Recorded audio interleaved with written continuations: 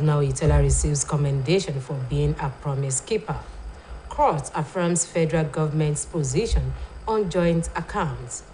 U.S. warns China against forceful takeover of Taiwan. Good evening and welcome to the major reports. I am Olubumi Ajiboye Agbola. The National Working Committee of the All Progressives Congress has unfolded plans to screen former President Goodluck Jonathan, Minister of Labour and Employment Dr. Chris Ngige, Central Bank of Nigeria Governor Godwin Emefiele, and African Development Bank President Dr. Akinwumi Adesina. Although the nomination forms were obtained for the four, they never submitted the forms to the party before the closure. Other aspirants, such as Asiwaju Tinubu, Bola Tinubu, Vice President Yemi Osinbajo, Senate President Ahmed Lawan, and other 21 contenders will also appear tomorrow before the Presidential Screening Committee. The venue of the exercise is the Conference Hall, Transcorp, Abuja. Reports say the 7-man panel set up by the National Working Committee is made up of a member from each of the 6 geopolitical zones, while the major work of the committee is to scrutinize the nomination documents of the 24 contenders ahead of the primary slated for Saturday. Other aspirants are also expected at the exercise. APC National Organizing Secretary Sulaiman Agongo confirmed to newsmen that the exercise was shifted from today to tomorrow. Nigerians have called on President Muhammadu Buhari to sign the Electoral Act recently amended by the National Assembly that gives room for more stakeholders to participate in party conventions. They made the call while speaking with OSBC News on the benefits of the amendment of the 2022 Electoral Act if signed by the President. Oluwatobiloba Odunuga has the details. Few days to the National Convention of the 2 major political parties in Nigeria, controversies have been trailing the refusal of President Muhammadu Buhari to give assent on the amendment of 2022 Electoral Act by the National Assembly. It would be recalled that the National Assembly had on 13th of this month transmitted the amendment bill to President Muhammadu Buhari to sign, but the President is yet to sign the bill into law. The National Assembly had amended Section 84, subsection 8 of the 2022 Electoral Act, which recommends statutory delegates to participate in primaries, congresses, and conventions of political parties. Those identified as statutory delegates include the President, Vice President, members of the National Assembly, governors and their deputies, members of the state houses of assembly, council chairmen, councillors, and national working committees of political parties. Speaking on the benefits of amendment of Section 84, subsection 8 of the 2022 Electoral Act, the ruling All Progressive Congress party chieftains, including Mr. Oluwafemi Kujembola and Comrade Waheed Adediran, opined that the amendment made to Section 84, subsection 8 of the Electoral Act is a welcome development which will give full representation of the people from the grassroots. Mr. Kujembola and Comrade Adediran maintained that the inclusion of statutory delegates to participate in political parties, primaries, congresses, and conventions will strengthen Nigerians' democracy. You are selecting your representative. It has to be they have to come in a way that it will show to the people that it is fair, and a lot of people are participating in picking or selecting or electing someone that is going to represent them. If you limit it to to few people, it will not give that adequate representation. It's very fantastic to open the net for others to come in, especially that statutory delegate, because when you elected governor, deputy governor, president, vice president, councillors, elected member of House of Assembly, if you are excluding them from the Congress of the party or convention of the party, it's very, very strong. Also speaking, a Labour Party chieftain, Mr. Mustafa Adebayo, also corroborated the opinion of others, adding that the National Assembly has taken the right step, urging President Muhammadu Buhari to sign the amendment bill into law. Good development, because a democracy has to do with the people, and political authority should be vested in the people. So through that, I think that will be participation. People will have the will to participate. The councillors will be there, the chairman will be there. It's a good one. They however urged President Muhammadu Buhari to give assent to the bill, so all from the grassroots will be represented in choosing their party flag bearers. Oluwa Tobiloba Odunuga reporting for OSBC News. Monarchs and citizens across towns, communities, and villages in Ayedade local government area have commended Governor Adegboyega Oyetola for being a promise keeper and an outstanding performer, assuring him that his re-election is guaranteed. This is as Oyetola continued his re-election campaign in Odeomu, Orileowu, and Bogon towns today, following the flag-off in Ile-Ife last Thursday. Olufi of Bogon town, Oba Adetoyeshe Oyeniyi commended the governor for his impressive records in less than 4 years, adding that his re-election is a collective project in Bogon town.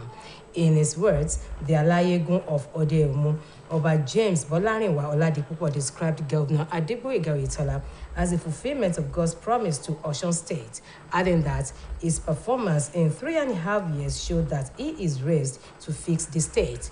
In Orileowu, the Olowu of Orileowu, Oba Dahoud Ajolola Akinfolabi, also pledged the readiness of the Owu community to support Oyetola's re-election on the strength of his performance.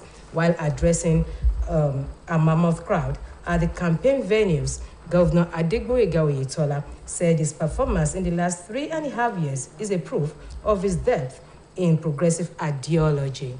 The governor, who reiterated that he is in government to serve, called on citizens to support his drive and aspiration to collectively fix the state. Nigerians have expressed the view that money should not be the ultimate factor for deciding who governs the country. This is the submission of stakeholders who spoke to OSBC News on the role of money in politics. OSBC reporter Oluchi Amoda now reports.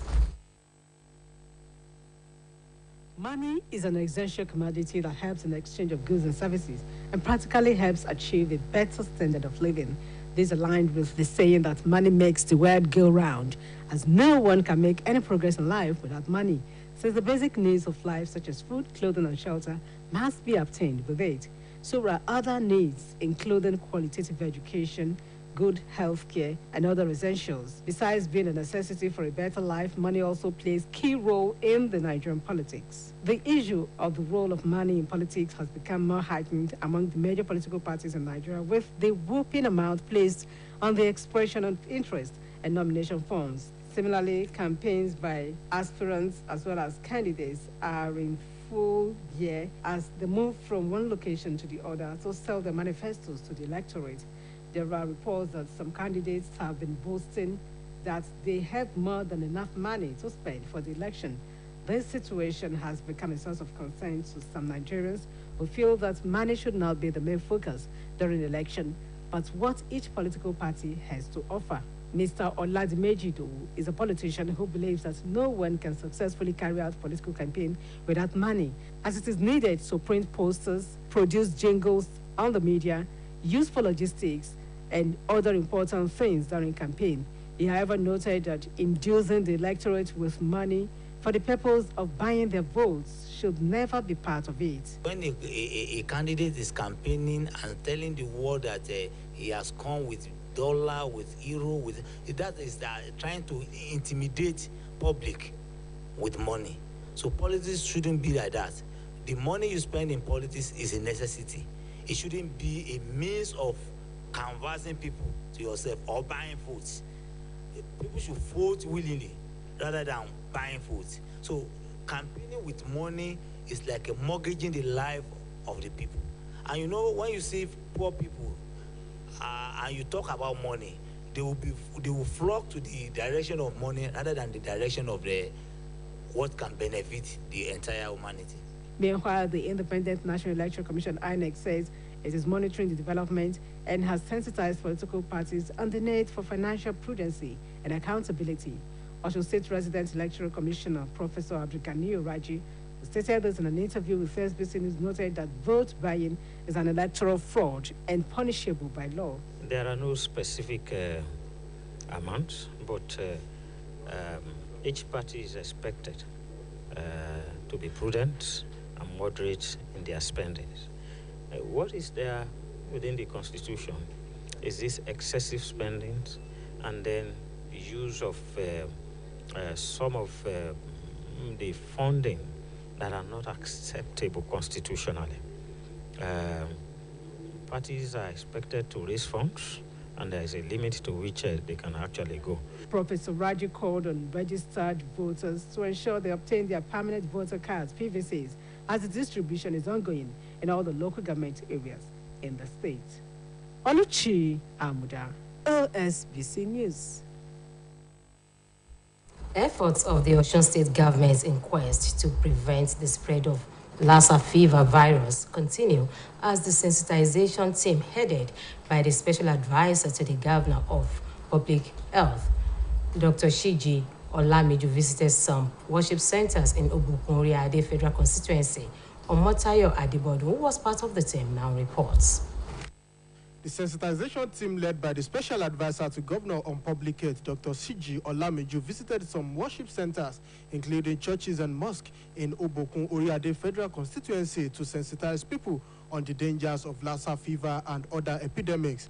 The first point of call was at St. Peter's Anglican Church, Ibokun, where the Special Advisor enlightened people and lectured them on how to prevent the disease. The team then moved to Ijebu-Jesha, where Dr. Olamiju sensitized people on the menace and highlighted the efforts being made by the administration of Governor Adegboyega Oyetola to ensure that Lassa fever does not rear its head in the state. Some of the worship centers visited at Ijebu-Jesha includes Cathedral of St.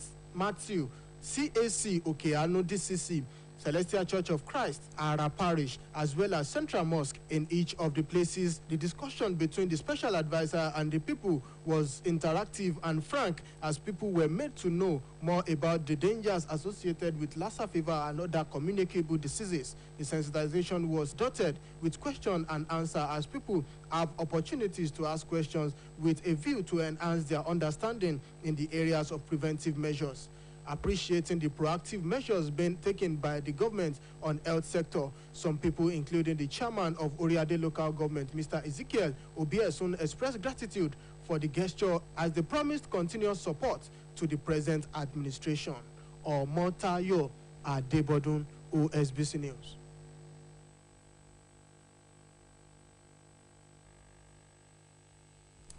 The Ministry of Economic Planning, Budget and Development has urged all the 16 sectors alongside the constituent ministries, departments, agencies to forward the report of their 2023-2025 medium-term sector strategy report to the Office of Permanent Secretary.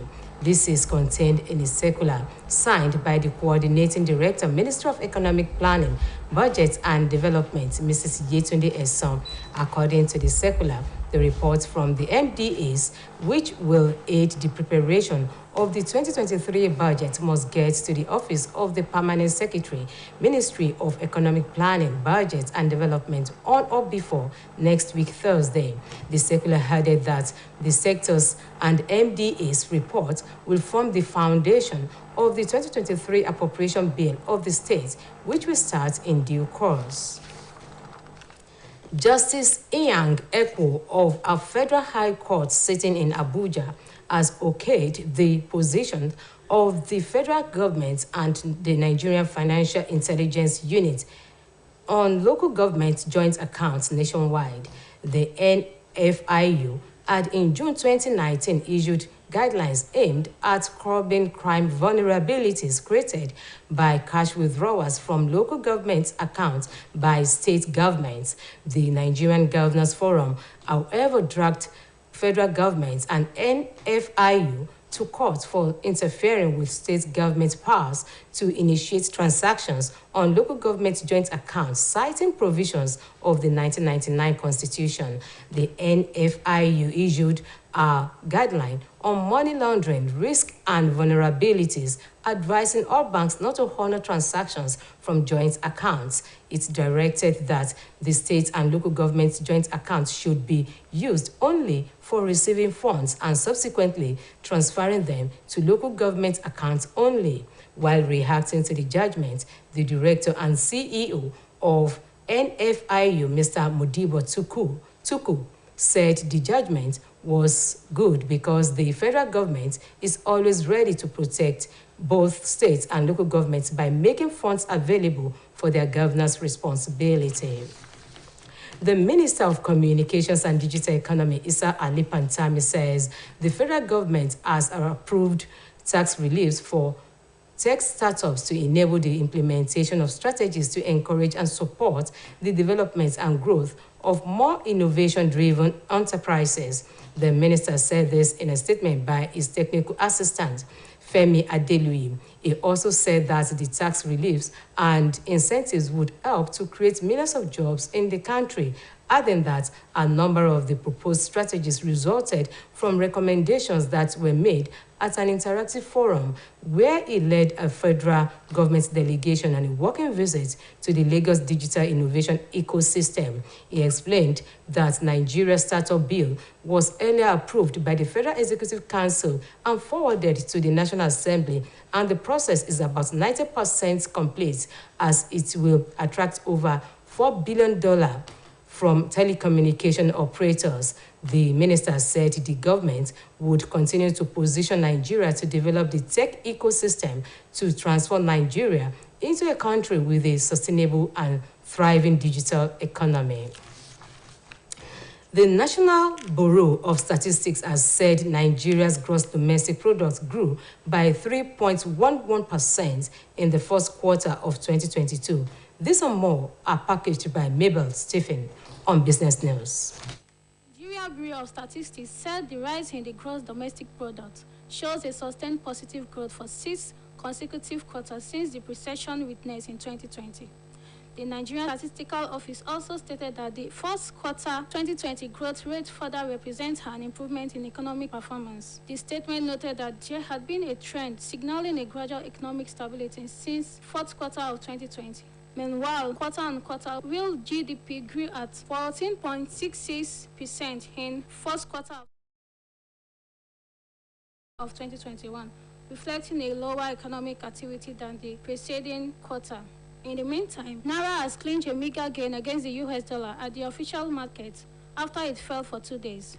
The currency, which recently opened trading at 418 Naira 35 kobo, closed at 419 Naira 2 kobo to a dollar. This implies a 1 Naira 31 kobo percent, appreciating from 420 Naira 33 kobo its exchange. The Naira experienced an intraday high of 410 Naira and touched a low of 444 Naira before closing at a 419 Naira for OSBC news.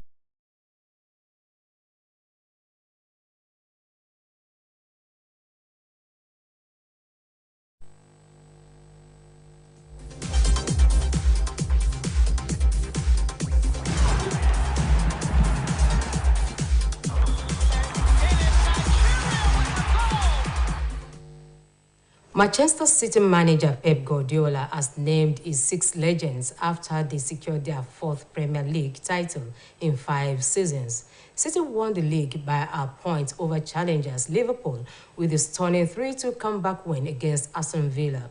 Omotayo Adibodun is on standby for the details of this and more.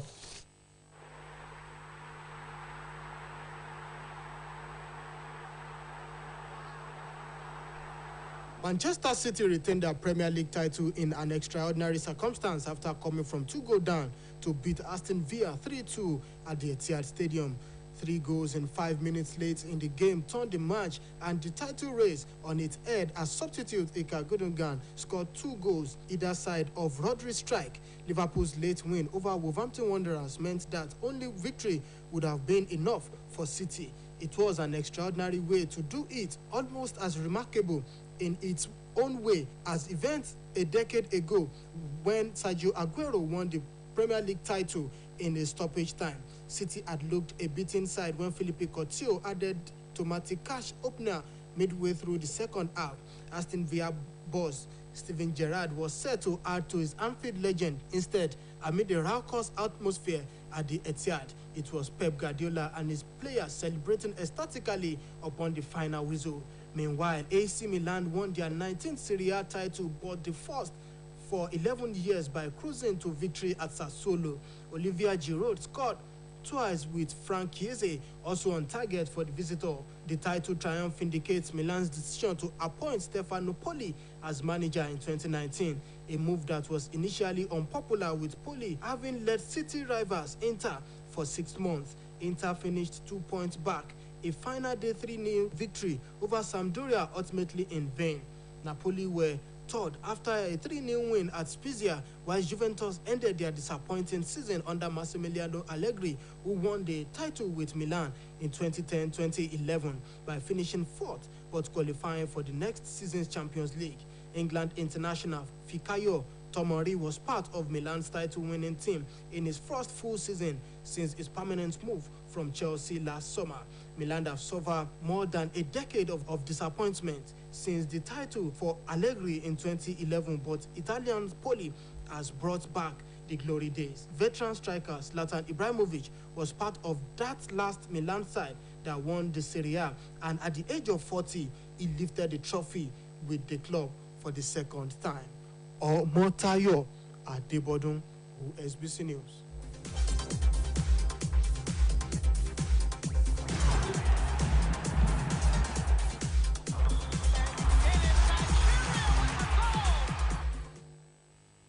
While on the foreign scene, U.S. President Joe Biden has warned Beijing of Washington's military intervention in case of any attempt to forcibly take control of Taiwan, in line with the existing U.S. policy on the country. Oluwatomisin Oyeyemi has the rest of this and more from around the world. Biden has warned that China was flirting with danger and said the United States would defend Taiwan militarily if Beijing invaded. The second time in 8 months he has made that vow. He said this when asked if Washington would intervene militarily against an attempt to forcibly take control of self-ruled Taiwan, which Beijing considers a renegade province to be unified with the mainland. Biden directly linked the outcome of Western attempts to help Ukraine repel the Russian invasion with lessons likely to be learned in Beijing regarding Taiwan. A White House official has said Biden's comments were in line with the existing U.S. policy on Taiwan. Meanwhile, a security guard working for the Qatari embassy in Paris has been killed after a fight with another man in front of the mission, according to French prosecutors. The Paris prosecutor's office confirmed the death, which took place in the 8th district in central Paris, and said one person had been arrested on the spot. Paris police have opened an investigation for murder, as prosecutors say the circumstances surrounding the security guard's death still needs to be precisely determined. Reports say that a 38-year-old man who suffers from psychiatric disorders beat the guard before strangling him, and the man is known for acts of violence against the police, outrages, and rebellion. Elsewhere, authorities in Ethiopia's northern Amhara region say they have arrested more than 4,500 individuals, including a former army commander. The arrests are said to be part of an operation to enforce law and order. The region's security office head said that those arrested were suspected of spreading lawlessness. Among them is Brigadier General Tefera Mamo, a former commander of the Amhara Special Force. He has been critical of the government after he was removed from his position early this year. At least 5 journalists were also arrested in the region, with 2 other television commentators critical of the government detained in the capital, Addis Ababa. Critics have said the arrests are attempts to silence dissenting voices. Oluwatomisin Oyeyemi for OSBC News. And that ends the major reports on OSBC TV. It was edited by Kayode Adebayo. I am Olubunmi Ajiboye Agbola, thanking you for being there. Good night.